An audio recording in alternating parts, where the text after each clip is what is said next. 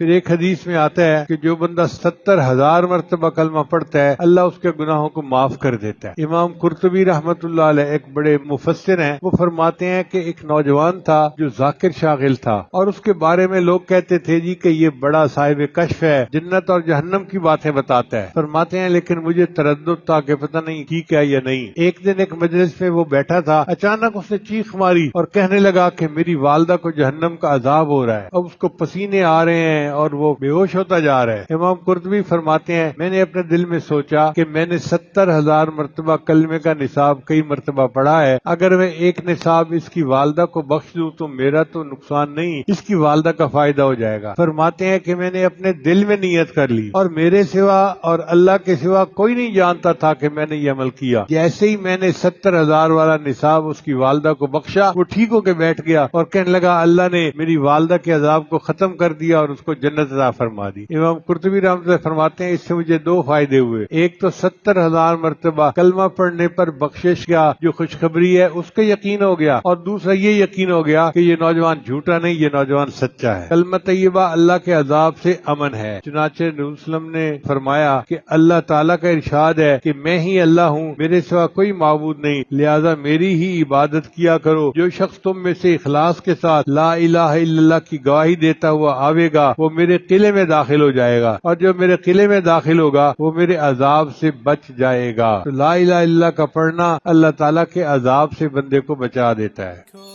social media پر سب سے قدیم اور سب سے ریلائبل برانڈ درسقرآن.com